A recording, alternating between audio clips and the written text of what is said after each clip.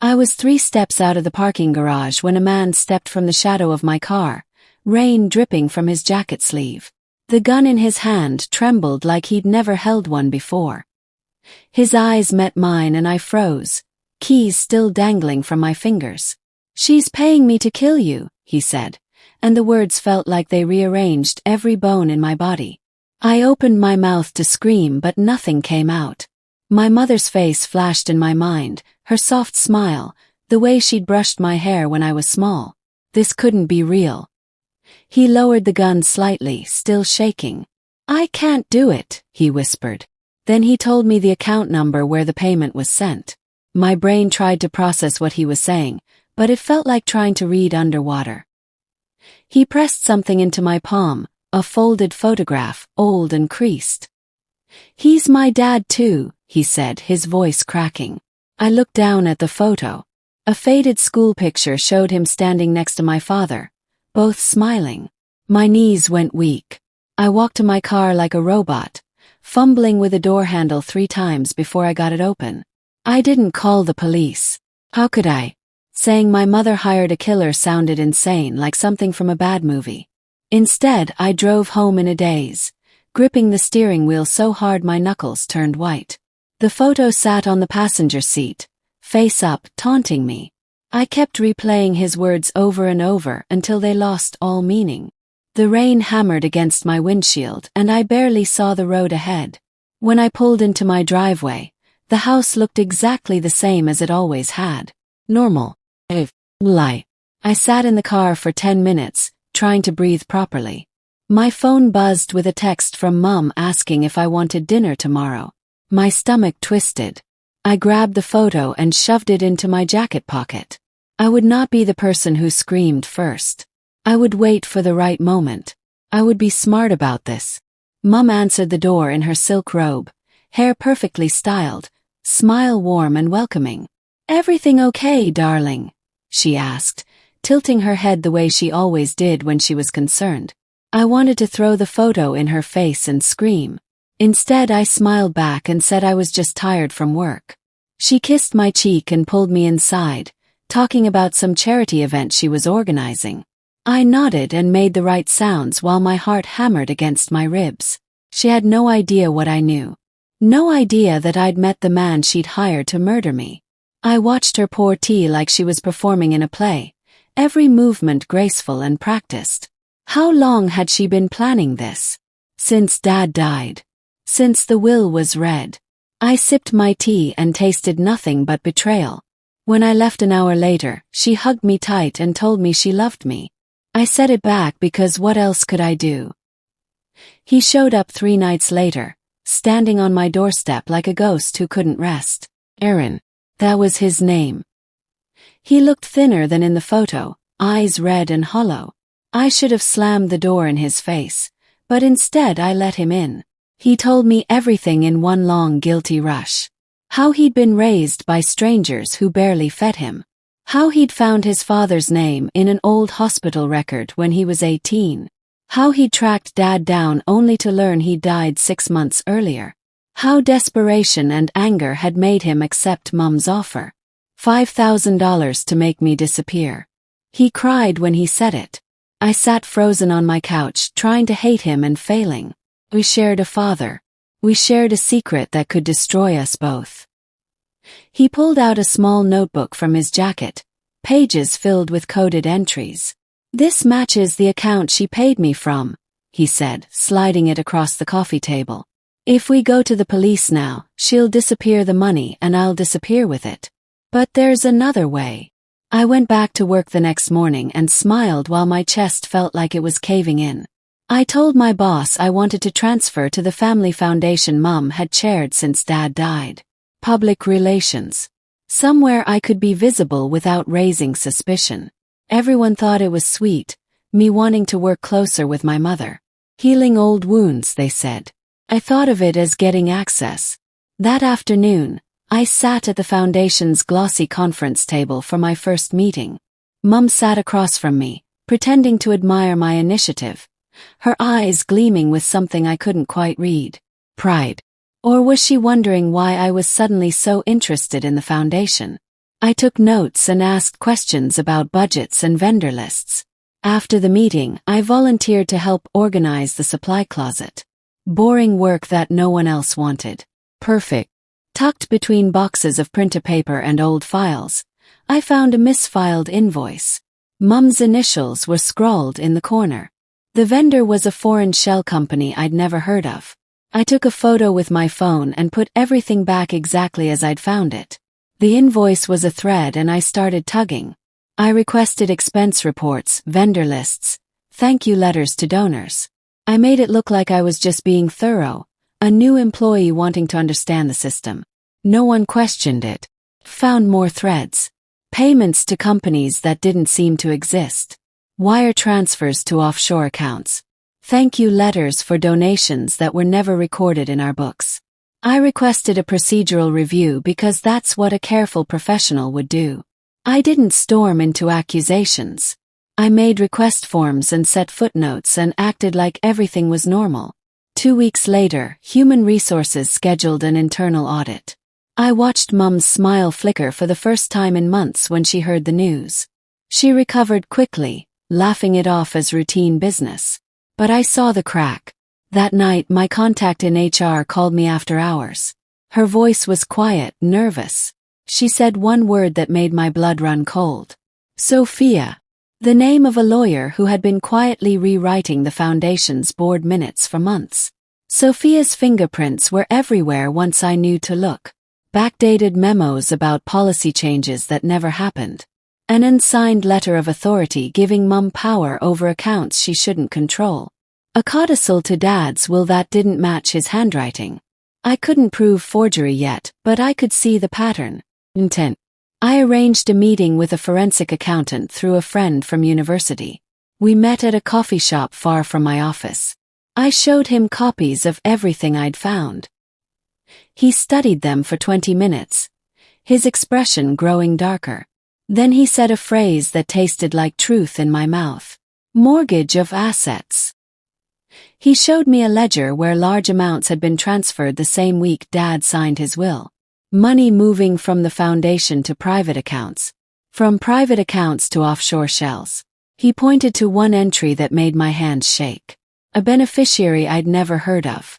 A trust buried beneath layers of corporate structures.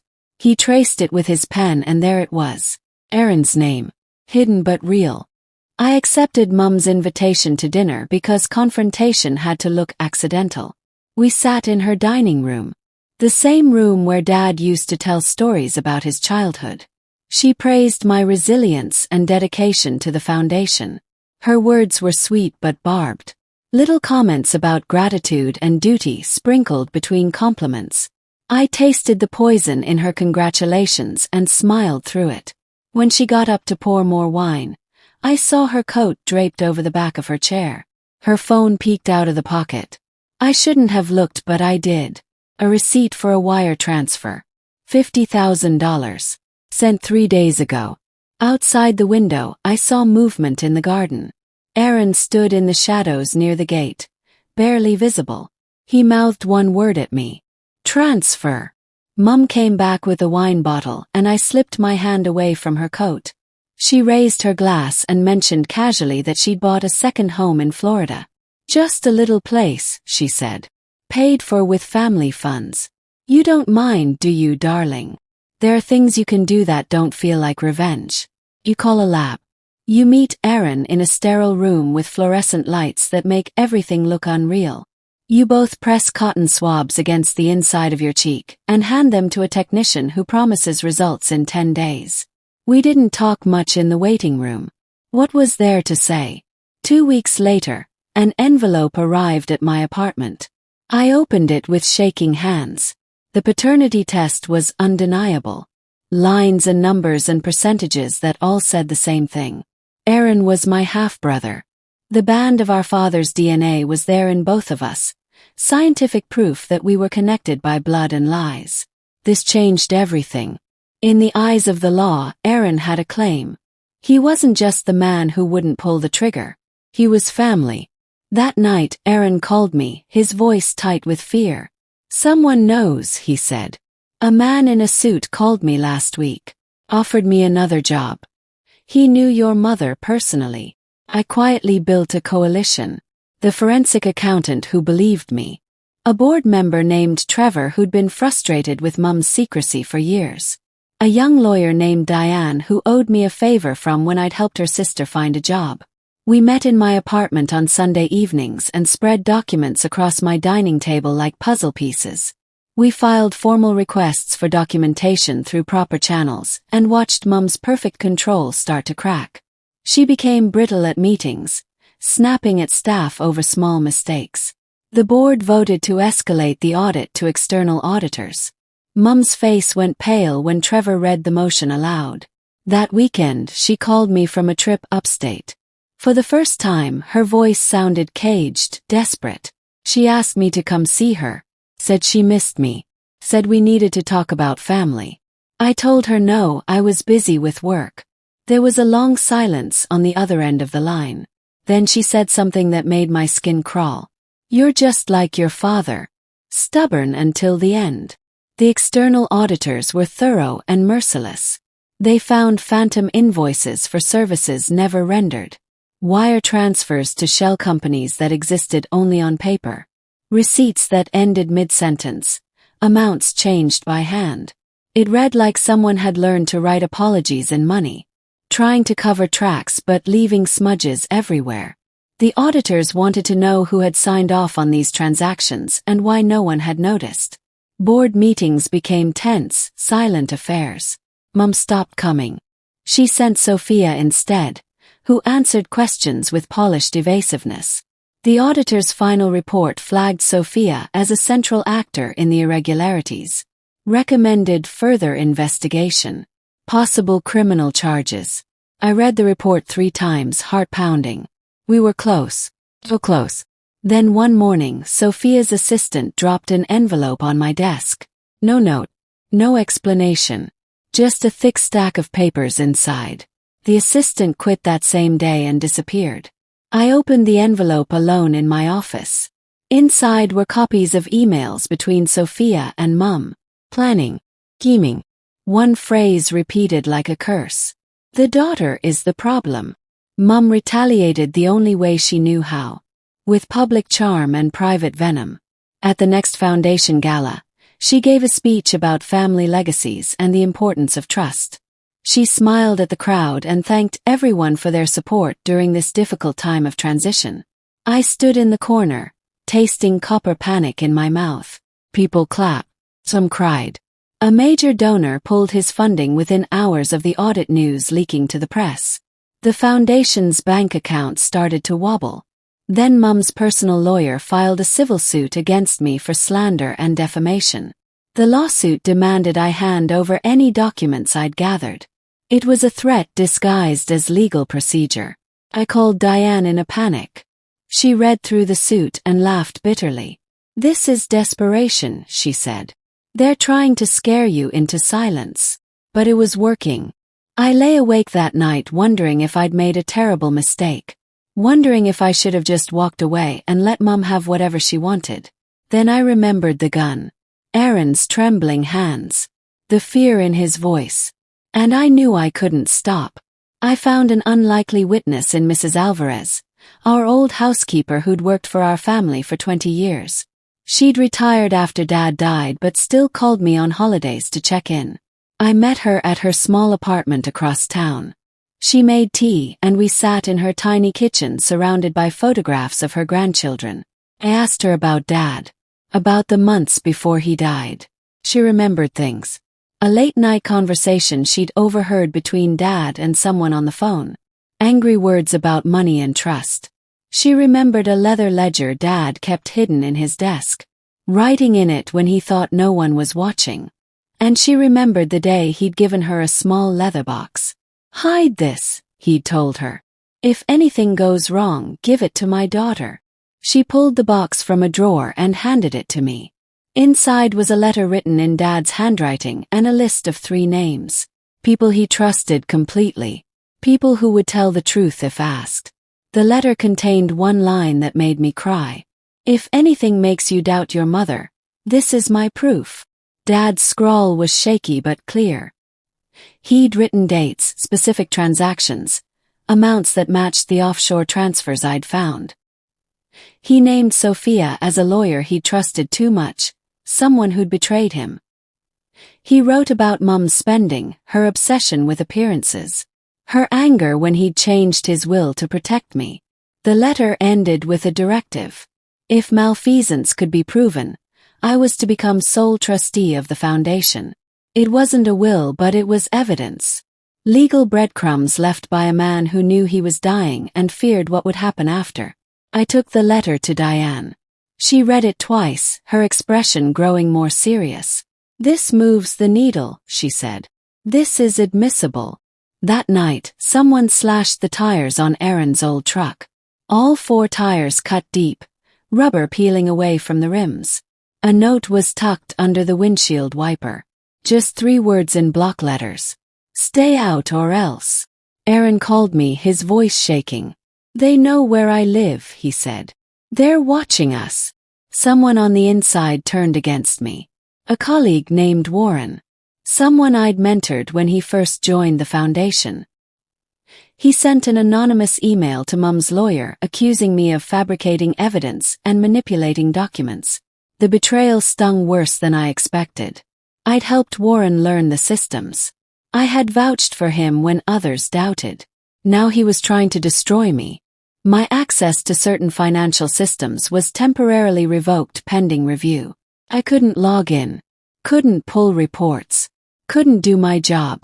I felt the walls closing in. Then Diane discovered something. The anonymous email traced back to a company laptop. Not just any laptop. The one assigned to a board member named Patricia, the only person who'd stuck with Mum through everything. Warren had used her computer to send the email, which meant either Patricia was involved or someone was setting her up. Either way, the conspiracy was bigger than I'd thought. I sat in Diane's office, head in my hands. "They're going to win," I said. "They're always 3 steps ahead." Diane grabbed my shoulders.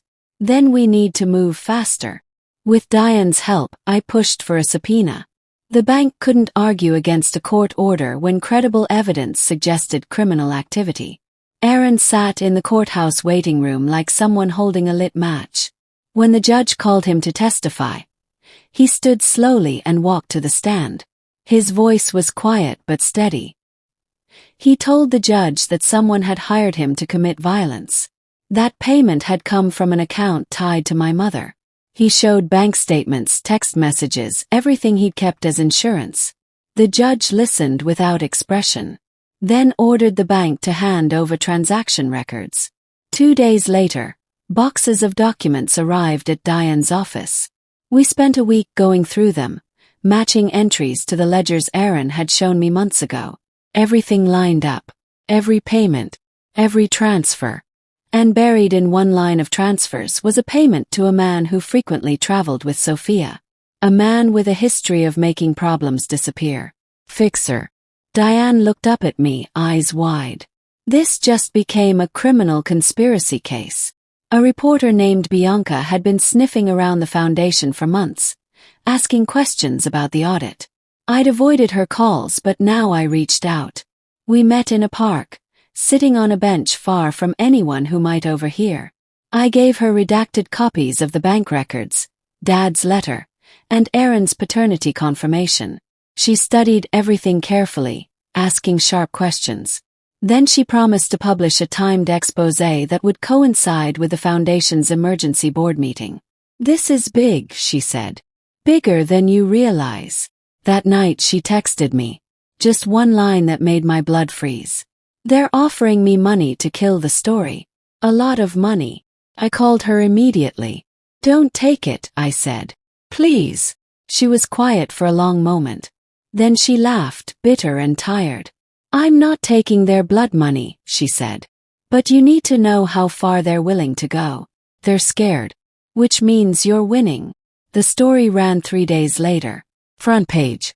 Foundation founder's widow accused of embezzlement and conspiracy. The board convened in emergency session. I walked into the conference room like I owned the space. Back straight, head high. Mum sat at the far end of the table, Sophia beside her like a guard dog. I presented my evidence calmly. Numbers and charts and timelines that painted a clear picture of theft and conspiracy. I spoke like a surgeon, cutting away lies with precision. Mum stood when I finished and tried to take control. She talked about love and legacy and misunderstandings. She reduced herself with every word, sounding desperate and hollow. The auditors slid their final report across the table. Recommended criminal investigation. Recommended suspension of all signing authority for my mother. The board voted 10-2. Mum's power was stripped away in an instant. She sat down heavily, face pale. Then Sophia leaned close and whispered something in her ear. Mum's expression changed. Hardened. Sophia stood cold as stone. "You still have one move left," she said to Mum. Then they both walked out of the room. I looked at Trevor. What did she mean? He shook his head, worried. Nothing good. Just when it seemed like Mum would be finished, a new thread unraveled. Sophia hadn't just been forging documents for Mum. She'd been running a broader operation. A senior probate attorney named Vincent, someone everyone in the legal community trusted, had been quietly rewriting wills for wealthy clients for years. Sophia had learned from him. Learned how to manipulate estate documents. Learned how to hide money. Learned how to make people disappear on paper. The investigation widened beyond Mum to an entire network of legal fraud. Detectives started calling other families, other victims. The scandal exploded across local news. But Sophia disappeared before anyone could arrest her. Her office was cleared out overnight. Files gone. Computer hard drives wiped. Then a courier arrived at Mum's house late one evening. Aaron watched from across the street and called me.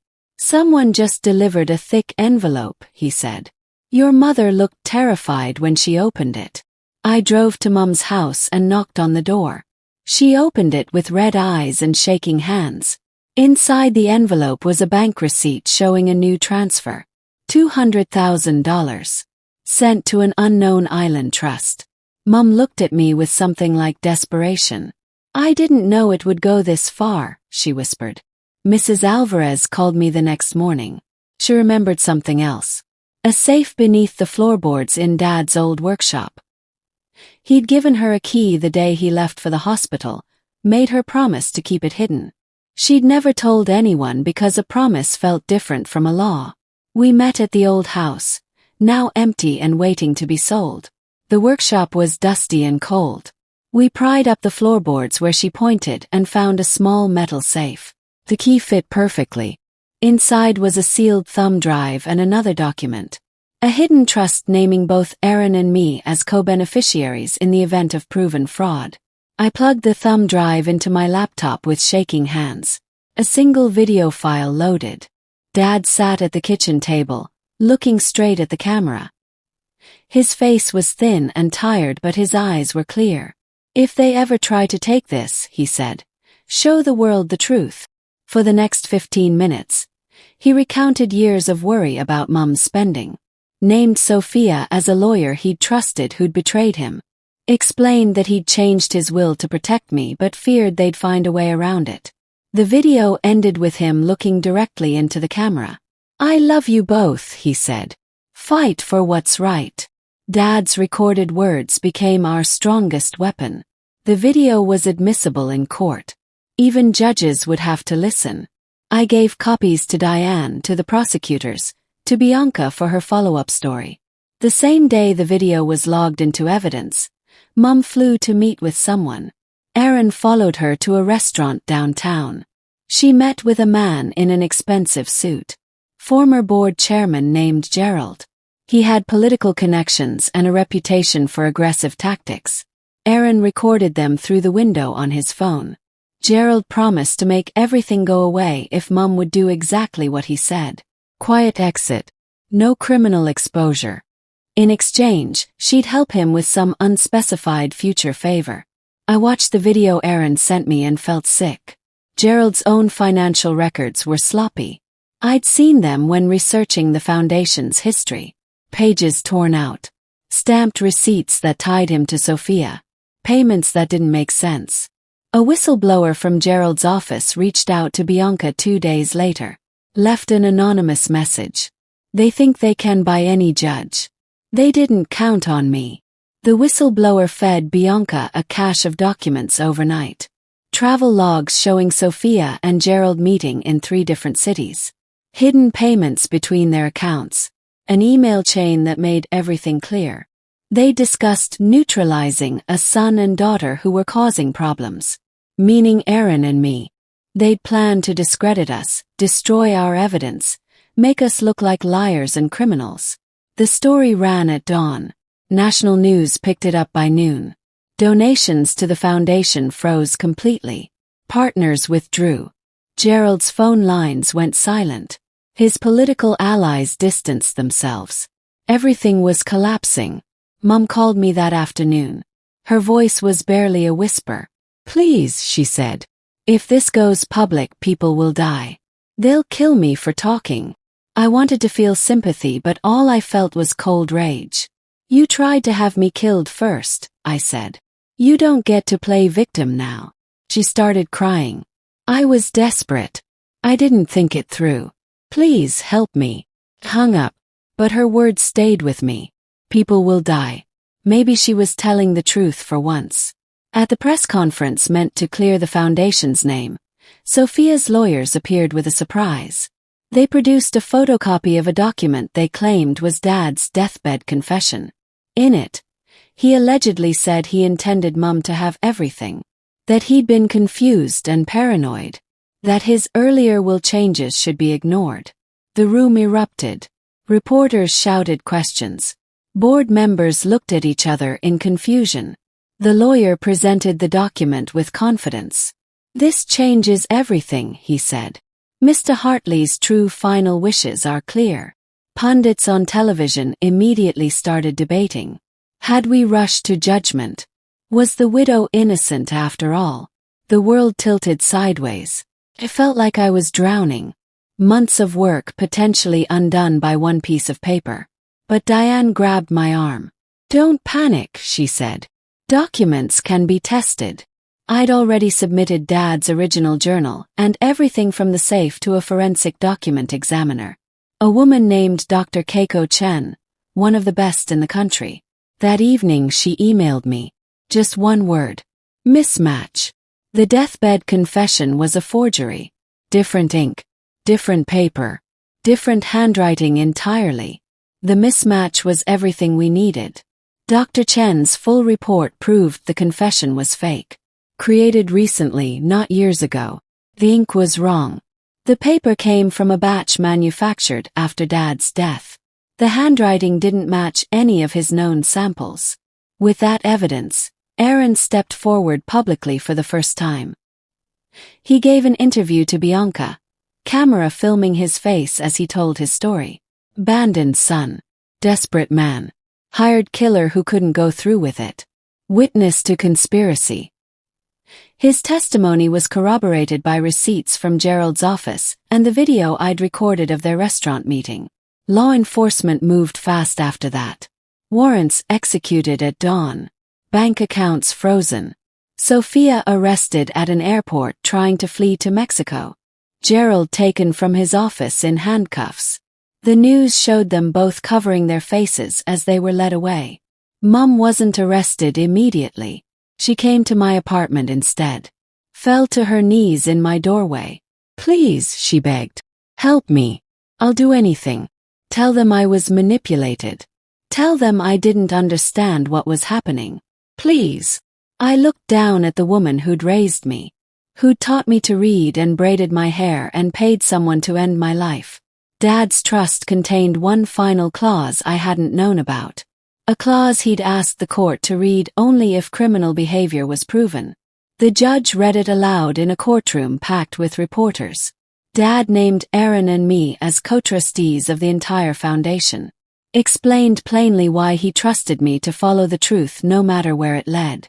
Mum sat in the gallery, small and broken. She looked at me with the same face I'd seen when I was a child learning to tie my shoes. Pleading. Desperate. The prosecutors offered her a deal. Full cooperation and restitution of embezzled funds in exchange for avoiding prison time. House arrest instead. Public disgrace but freedom. I accepted the terms that protected the foundation and ensured Mum lost all control. I couldn't send her to prison, not completely. She was still my mother even after everything. The businessman who'd backed Gerald was revealed publicly, tied to offshore accounts and money laundering. His downfall completed the chain. Aaron and I stood together outside the courthouse after the final hearing. Reporters shouted questions but we ignored them. "What now?" Aaron asked. I thought about Dad's video. About his hope that we'd fight for what was right. "Now we rebuild," I said. Together. We stepped into the roles Dad had envisioned for us. Side by side. Half-siblings who'd saved each other. I smiled at the cameras and said the line I'd been waiting to deliver. She thought killing me would solve her money problems. Instead, it buried her completely. Have you ever had to draw a line with your parent or family to protect your peace?